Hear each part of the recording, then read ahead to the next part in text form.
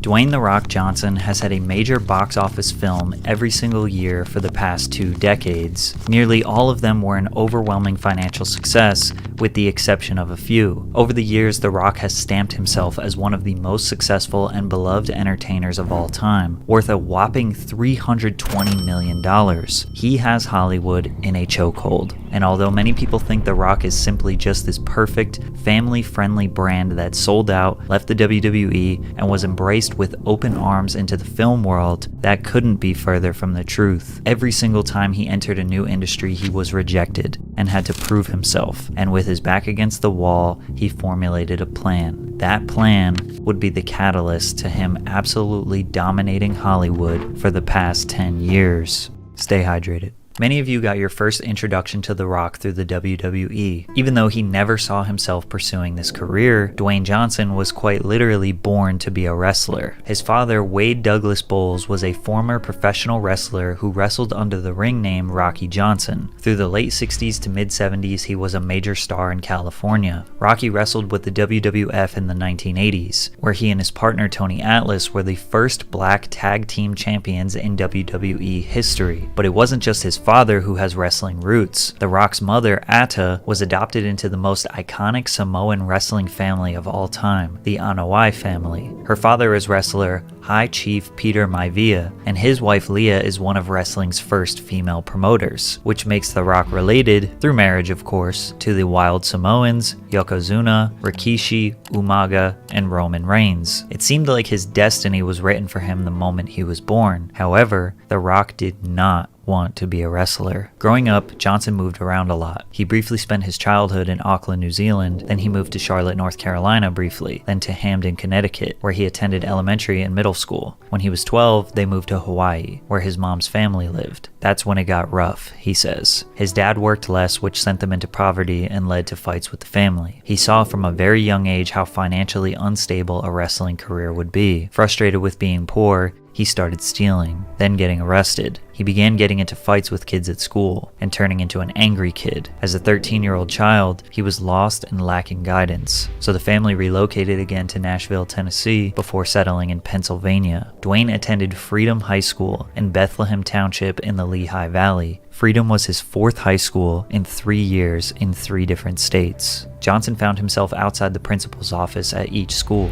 frequently encountering conflict and participating in petty crime. Before the age of 17, he was arrested multiple times for fighting, theft, and check fraud. His life was on a fast track to nowhere, until one teacher would change his life. After settling an argument with Jody Quick, the school's football coach, he asked Dwayne to play football for Liberty. On the football field, Johnson was given the structure and discipline his life otherwise lacked. Quick became the strong male figure Dwayne needed since his father, Rocky, was usually away working. As a 6'4", 230-pound junior, Johnson wreaked havoc from the defensive line. He fell in love with the game. It gave his life purpose. Coach Quick sat him down and said, "Listen, your family doesn't have any money, your grades are average. If you're going to get out of this town and make a different life for yourself, football is the vehicle." Dwayne's mentality did a 180, from being a rebellious criminal to a fully focused and determined young man obsessed with making it. He became a 3-sport athlete: football, wrestling, and track and field. Liberty High School competed in the Eastern Pennsylvania Conference, in which the wrestling programs have been ranked best in the nation by Win Magazine, and have been described as among the nation's best in the sport for nearly 3 decades. And despite his wrestling talents, football was where his heart was. Dwayne had only played for 2 years, but he drew the attention of NCAA Division I collegiate programs. College football recruiters ranked him among the nation's top 10 high school defensive tackles. He received offers from Penn State, UCLA, Clemson, Florida State, and dozens of other top programs, but he eventually accepted a full athletic scholarship from the University of Miami, whose football program was then one of the best in the nation. In 1990, he made an amazing first impression to the Miami coaches. He was fast, he was strong,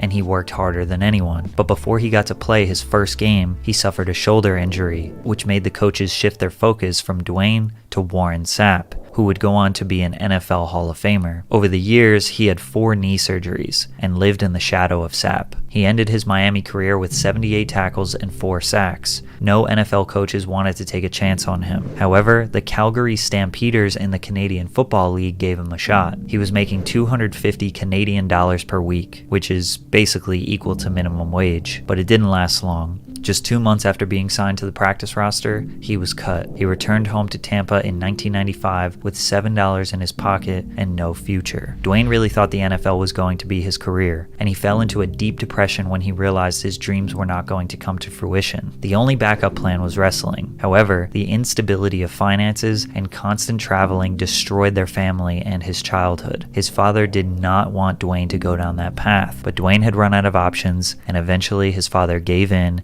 and decided to train him. In 1996, Dwayne began his professional wrestling career. It took him less than 1 year to get signed to the WWF for obvious reasons. He was the son and grandson of 2 wrestling legends. He didn't have to grind in amateur leagues as long as other people. November 17th, 1996, Madison Square Garden, the Survivor Series. He made his WWF debut as Rocky Maivia, combining his father and grandfather's ring names. Nicknamed the Blue Chipper, Johnson was hyped as WWF's first third-generation wrestler and was pushed heavily despite his wrestling inexperience. In an 8-man elimination tag match, Rocky secured the victory. 3 months later, he won the company's Intercontinental Championship and wrestled his first WrestleMania match the following month. However, fans did not accept him with open arms.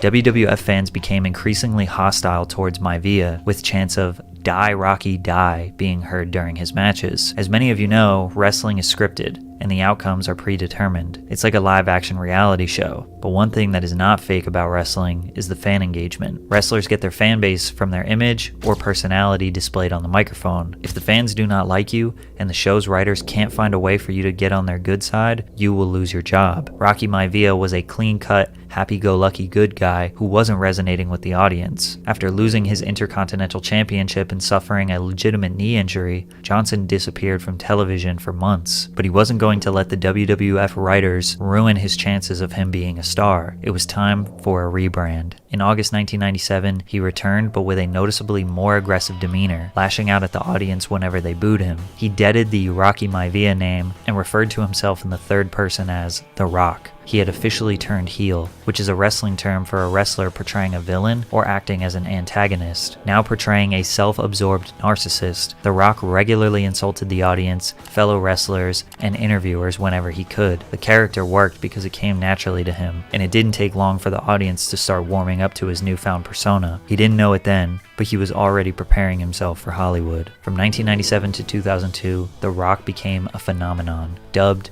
the People's Champion. He was debatably the most beloved wrestler in the industry. You're not undisputed champion, so shut up, bitch! From the single eyebrow raise, to his numerous catchphrases, to his over-exaggerated mannerisms, The Rock established himself as the most electrifying man in sports entertainment. At this point in his career, The Rock had surpassed the legacy of anyone in his heritage, having become one of the most decorated champions in WWE history. Also in the early 2000s, wrestling was at its peak in average viewership and ratings. The Rock being the most charismatic and marketable wrestler at the most popular time in wrestling history was a perfect storm that would change his life forever. He figured the transition from wrestling to acting wouldn't be that hard. After all, wrestling is acting, and most of the time it's live, so you only get one take. He began dabbling in TV with cameos on That 70s Show, Star Trek Voyager, and Saturday Night Live. In fact, after his SNL debut, one of the most respected film critics of all time, Roger Ebert, said this: "Have you met The Rock before? This guy is going to be a major movie star. He should get out of wrestling as soon as possible." That prediction couldn't have been more true. In 2001, Dwayne made his first feature film debut in The Mummy Returns, which grossed roughly $435 million at the box office. Despite only having 15 minutes of screen time, Johnson was paid $5.5 million for his portrayal of the Scorpion King. This salary earned him an entry into the Guinness Book of World Records as the highest payment for an untested actor. This just goes to show you how big of a superstar he was and how much his brand was worth. He reprised his role as the Scorpion King in the prequel the following year, earning over $180 million at the box office. But again, wrestling fans were not happy with his newfound Hollywood success. When he returned to wrestling at 2002 SummerSlam, he received a negative crowd response during his match. When he tried to do a post-show speech, the crowd within the stadium booed him. This put a sour taste in his mouth, and The Rock would disappear from wrestling for another year. To make matters worse, his 2003 film The Rundown was considered a flop, since the film did not profit. This left him in limbo, feeling unsure of which career to pursue. His heart was still in wrestling, but he needed a rebrand for the second time, and that's exactly what he was going to do. In 2003, The Rock turned heel again and started a new persona, dubbed Hollywood Rock. With a new look and a shaved head, his new persona as a snobby Hollywood jock who looks down on the wrestling community earned him a lot of haters, but you could tell he was having fun and wasn't afraid to lean even harder into this character. He eventually won over the audience because of his charisma and hilarious jokes. Plus, he was still a legend at this point, so it was hard to pretend to hate him for much longer. Many wrestling fans think The Rock is at his best when he is in his Attitude Era. Sadly for them, this was all very short-lived. The Rock's contract with the WWE ended in 2004, and he quietly retired without making a big announcement. The 32-year-old knew putting his body on the line would ultimately catch up to him. This decision would allow him to officially start his full-time Hollywood acting career. Even though Dwayne was a superstar, he struggled to find success early on as an actor. From 2004 to 2006, he starred in Walking Tall, which was received well by fans but hated by critics. He had some throwaway roles like the crime comedy Be Cool and the film adaptation of the popular video game Doom, which failed to break even financially. However, the comedy thriller Southland Tales and Gridiron Gang performed a little bit better financially, but none of these films indicated that The Rock had a promising career ahead of him. Realizing his career was looking shaky,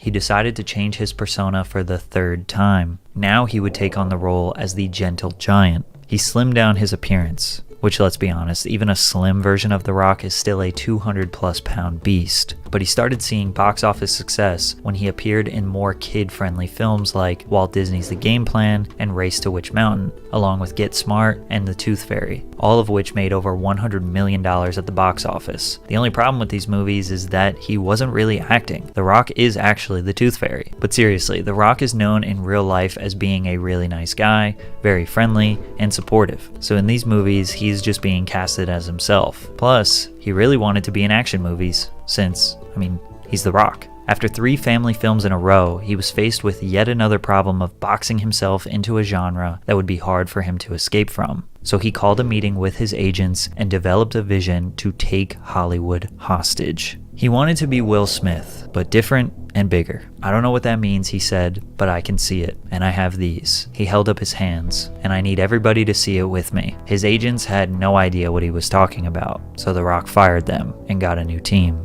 The plan was to avoid family-friendly films for a while. This plan was not about making money. It was about grabbing Hollywood by the balls and making it his. So he decided to change his image and kickstart his 4th time reinventing himself. He shaved his head bald for good, then put on a lot of muscle mass and turned into a more rugged warrior, rather than his previous handsome, chiseled model look. He pursued more action films. The Other Guys was a buddy comedy that saw success and was a step in the right direction, but the most important role of his whole career up until this point was Faster. This was the first time he had a lead role in an action film after Doom flopped. Faster was an interesting film. The Rock was a criminal seeking vengeance. He was cold-blooded and didn't have much dialogue in the whole film. It didn't perform that well financially, but it was a transition point for him, because he was about to get the role that would kickstart his Hollywood takeover. Fast 5, 2011. Dwayne entered the Fast and Furious franchise as Luke Hobbs. Hobbs is a diplomatic security service agent who enters the movie investigating the deaths of 3 DEA agents. But his form of interrogating a criminal is by throwing them around the room and beating the snot out of them until they talk. The Fast franchise was already super successful at this point, and this one was their peak so far, $640 million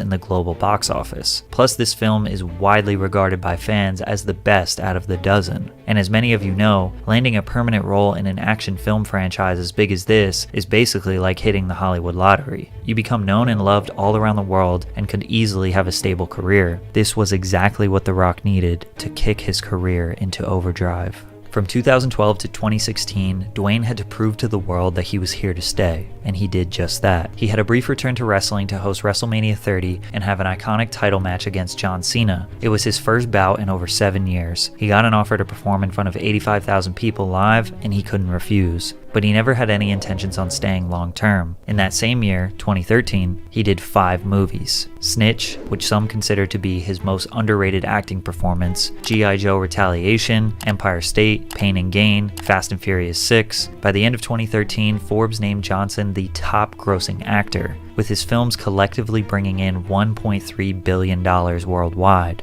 In 2014, he did Hercules. In 2015, he did Furious 7 and San Andreas. In 2016, Central Intelligence. The Rock was getting a lead role in a major action film each year. His fame was at an all-time high, and he successfully rebranded himself as the rugged action star that's also sensitive that he knew he deserved to be. But this was only the beginning. The real takeover was about to begin when he started his production company, $7 Productions. But before I get into that, there's something very important to consider. Over the span of what was now 15 years in Hollywood, Dwayne has created a reputation for being a hardworking and reliable employee. In a space where actors notoriously show up late to set, or come in intoxicated and hungover, or just generally act like divas, Dwayne has managed to stay focused and complete the task at hand, showing up to work on time while getting along with fellow cast members and crew. He will remember everybody's name, from craft services to the camera operators. The Rock is every producer and director's dream employee. Rampage director Brad Payton, who has directed Johnson 3 times now, broke down exactly why every filmmaker should have him on their team. Dwayne is one of those guys where you present the challenge and he is going to succeed come hell or high water. When I need Dwayne to do something that's difficult, it's the equivalent of being able to be, you see that wall? I need you to run through that wall. And he's like, that wall? And I'm like, yeah, that wall. And he's like, F that wall. And I'm like, alright, roll camera, here we go. Directors will tell him to redo a line 15 times and he just does it. No questions, no fights. He's excited to work and brings good energy around him. This is a huge reason why he gets casted for so many films. The trade-off is that he basically has to play the same character in every film, but that's exactly what he wants. No one's going to see me play a borderline psychopath suffering from depression, he says. My problem is I have a relationship with an audience around the world. For years I've built a trust with them that they're going to come to my movies and feel good. So every once in a while you have to drop this card, which is, you're going to have to find another actor. We need to figure something out. Otherwise, I'm not going to do the movie. Although The Rock is extremely limited in the roles he will play, he's consistent and he sticks to his strengths, which is respectable. So when you combine his work ethic, extreme likability, lack of problematic qualities, and a well-oiled machine of people behind him, what you get is the biggest Hollywood takeover of all time. $7 Productions is the name of his film studio that was founded in 2012 but really kicked into gear around 2016 and 2017. His production studio will create the vision for a film that has The Rock as the lead role. Since they know his strengths and weaknesses as an actor, they can write the scripts and produce the scenes in a way that benefits him the most, which usually leads to reboots of old movies or using other recognizable brands. These movies are basically safe investments. Plus, he doesn't have to audition for the role since it's literally written for him, which saves a lot of time. From there, they will partner with another production studio, such as Paramount Pictures, Columbia Pictures, New Line Cinema, DC, Disney, or any smaller company to produce the films. Since they are partnering, that means Dwayne has ownership in the films he is making. It's also worth mentioning that likely means he is investing his own money into the films as well, risking tens of millions of dollars. Where most actors are likely only getting a salary, Dwayne is getting royalties for a lifetime. Plus, he's building up the value of his company. Similar to what Rob Dyrdek did. He produced Ridiculousness through his own company for 10 years, then sold it for $200 million. So while The Rock is on set filming a movie, his team already knows exactly how long it's going to take and will be ready for him to film the next movie as soon as he is done with the current one. For example, in 2017 and 2018 he released these 4 films: Baywatch, Jumanji, Rampage, and Skyscraper. Baywatch began filming in February 2016 all over the USA. 7 months later, in September of 2016, Jumanji began filming in Hawaii. So once The Rock is done with Baywatch, he goes over to Hawaii and begins the next film. Then 7 months after Jumanji, in April of 2017, he goes to Chicago to film Rampage. Then 4 months later, in August of 2017, he goes to Vancouver to film Skyscraper. And also, while he's working on these films, he's doing promo tours and press runs for the previous ones. There is no downtime, there are no auditions, there is no preparation for a new character. The Rock has turned his brand into a machine that uses the same formula in every film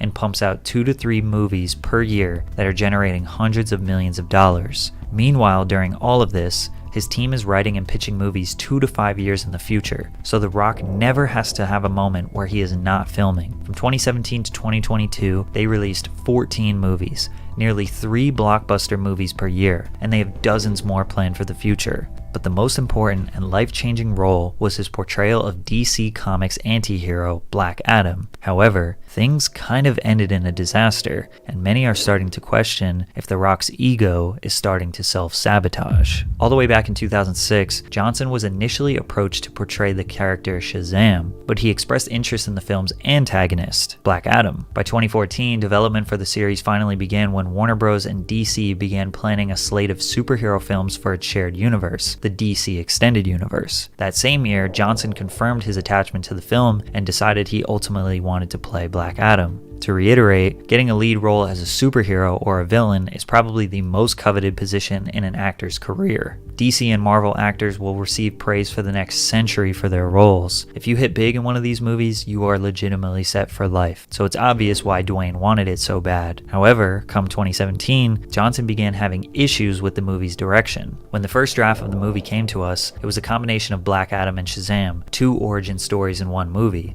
Literally everyone involved in the production loved the script and were ready to greenlight the movie, besides The Rock. He felt like he would be doing Black Adam a disservice, so he petitioned for Adam to get his own separate film. Warner Bros. Trusted him. They took him out of Shazam and put a Black Adam solo movie in development. This is where chaos ensued. Firstly, Johnson was set to produce the film with members of 7 Bucks Productions along with Beau Flynn and Flynn Picture Co., meaning Johnson had direct control over everything. He used this control to acquire writer Adam Sitzkiel, who co-wrote Johnson's Rampage in 2018. Adam would write the screenplay for Black Adam. Once the script was completed, Johnson recruited director Jaume Collet Serra, who he worked alongside on Jungle Cruise. At this point, Johnson had received the solo project he wanted and hired the team he wanted. All that was left to do was produce the film. However, due to the pandemic and commitments to the film Jumanji and Red Notice, production for Black Adam was delayed, which led to fans being disappointed. Initially, Johnson was first meant to appear as Black Adam in Suicide Squad in 2021, but these plans were abandoned when writer and director Gavin O'Connor left the film in 2018. Filming for Black Adam was completed sometime in mid-22 and was released in October of that year, and some consider it to be a flop. The movie cost about $200 million to produce and was said to have at least a $100 million